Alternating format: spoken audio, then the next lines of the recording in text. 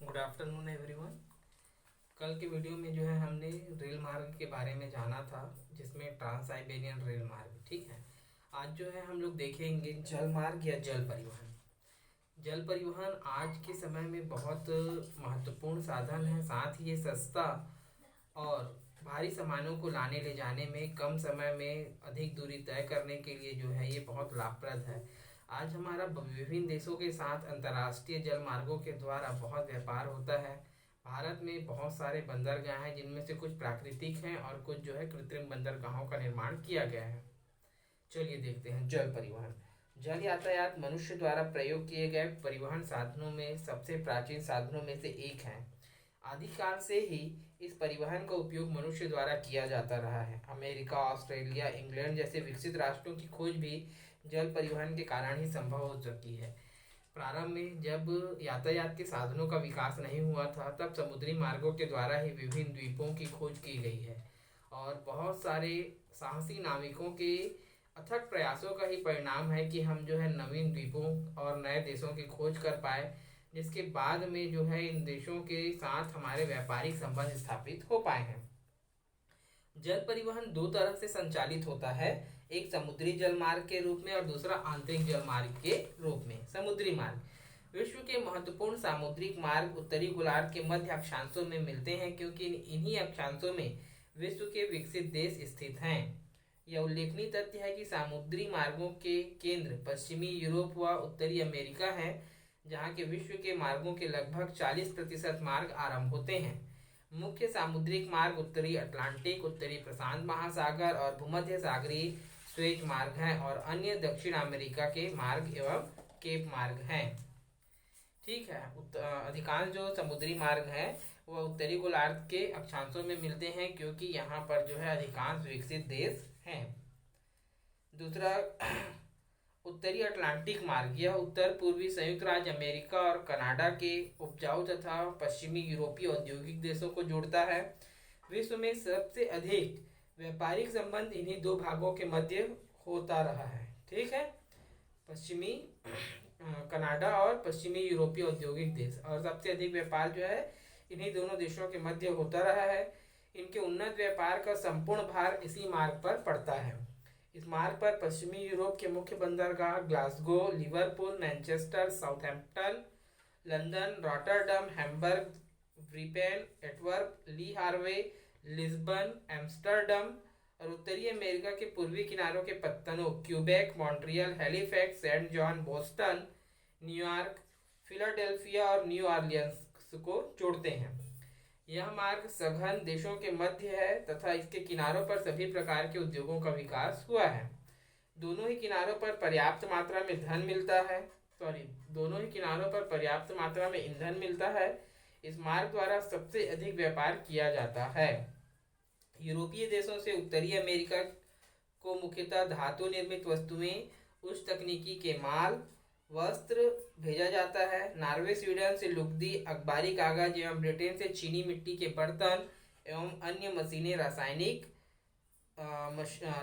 खादें, शराब, फ्रांस से शराब, रेशमी वस्त्र, इटली से रेशम, फल, शराब, दोपहिया वाहन एवं मशीनों का निर्यात किया जाता है। कनाडा से लुगदी, दुग्ध के पदार्थ, संयुक्त राज्य अमेरिका से गेहूं, मांस, लोहा एवं इस्पात तथा गंध, कैरेबियन तटीय देशों में शक्कर, फल, पेट्रोलियम और लकड़ियों का निर्यात जो है यूरोप को किया जाता है। यात्री की विशेष सुविधा वाले लाइनर जहाजों को इसी मार्ग द्वारा जो है आते जाते हैं। इसमें जो है एक और सबसे महत्वपूर्ण है स्वेज मार्ग। ठीक है। व्यापारिक दृष्टि से उत्तरी अटलांटिक मार्ग के बाद यह सबसे महत्वपूर्ण है। वस्तुतः यह मार्ग विश्व के मध्य से होकर निकलता है, इसलिए अन्य मार्गों की अपेक्षा अधिक देशों तथा मनुष्यों को सहयोग देता है। यह पूर्वी अफ्रीका, ईरान, सऊदी अरब, भारत, ऑस्ट्रेलिया, न्यूजीलैंड, दक्षिण एशिया और सुदूर पूर्व के बाजारों को जोड़ता है। कौन सा? भूमध्य सागरीय स्वेज मार्ग।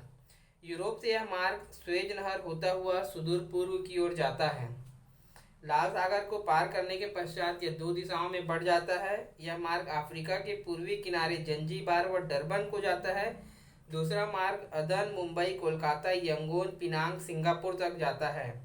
यहाँ पर यह पुनः दो शाखाओं में विभक्त हो जाता है। एक शाखा मनीला, हांगकांग, संघाई, टोक्यो, याकोहामा और दूसरी शाखा दक्षिणी पूर्वी दिशा में ऑस्ट्रेलिया के पर्थ, एडिलेड, सिडनी व न्यूजीलैंड तक जाती है। स्वेज नहर। स्वेज मार्ग जो है विश्व का दूसरे नंबर का सबसे महत्वपूर्ण मार्ग है।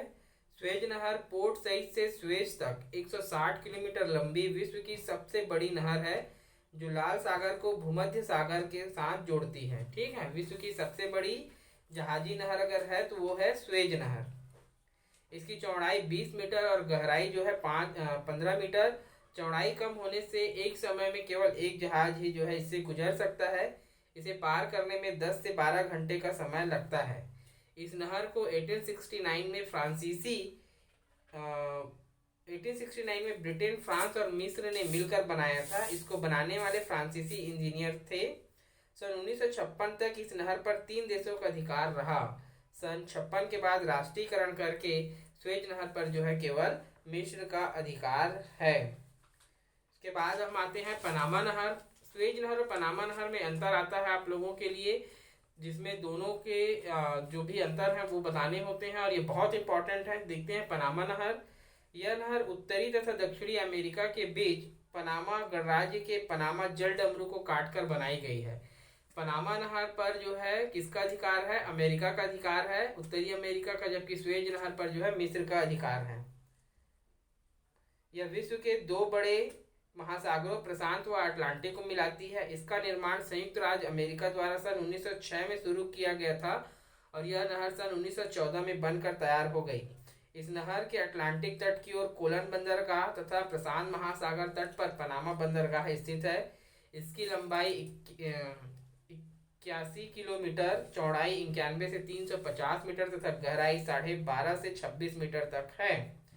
पनामा नहर ऊंचे नीचे पहाड़ों को काटकर बनाया गया है। इसका समुद्र तल से ऊंचाई जो है 25.6 मीटर है। इसलिए इसमें जल द्वारा प्रणाली का उपयोग किया जाता है। लॉक सिस्टम लगाए गए हैं, अर्थात जब बड़े जहाज आते हैं तो उसमें पानी जो है भर कर जो है उसे चलाया जाता है। इसे पार करने के लिए 7 से 8 घंटे का समय लगता है। इस नहर से प्रतिदिन 48 जहाज गुजरते हैं। ठीक है, पनामा नहर को बनाने से पहले जहाजों को केप हॉर्न के खतरनाक मार्ग से होकर गुजरना पड़ता था। इस नहर के बन जाने से ऑकलैंड से न्यूयॉर्क के बीच की दूरी 4000 किलोमीटर कम हुई है। इसके द्वारा अटलांटिक और प्रशांत महासागर के तटीय देशों के बीच व्यापार बहुत बढ़ गया है। इस नहर के निर्माण से अमेरिका के पश्चिमी तट पर सैन फ्रांसिस्को तथा यूरोप के लिवरपूल के बीच की दूरी में 8000 किलोमीटर तक की कमी हुई है। इस नहर द्वारा कैलिफोर्निया से पेट्रोल, चिली से सोना तथा तांबा, चीन से चाय तथा रेशम, ऑस्ट्रेलिया और न्यूजीलैंड से मांस, मक्खन, पनीर तथा चमड़ा, पूर्वी अमेरिका से तैयार माल, कपड़ा, मशीनें, दवाइयाँ आदि महासागरीय देशों को भेजी जाती है। इस प्रकार हम जो है अंतर्राष्ट्रीय समुद्री मार्ग के महत्व को समझ सकते हैं, जिसमें मैंने अभी बताया स्वेज नहर और पनामा नहर। स्वेज नहर मिस्र के अधिकार में है, जबकि पनामा नहर जो है संयुक्त राज्य अमेरिका के अधिकार में है। स्वेज नहर जो है प्राकृतिक रूप से तैयार था, उसमें कम खर्च आया है, जबकि पनामा नहर को बनाने में अत्यधिक धन खर्च हुआ है, क्योंकि ये उबड़ खाबड़ पहाड़ियों को काटकर बनाई गई है। ये दोनों का अंतर आता है और इसको आपको याद करना है। ठीक है बच्चों, कोई भी डाउट होगा तो जरूर पूछेंगे। Thank you.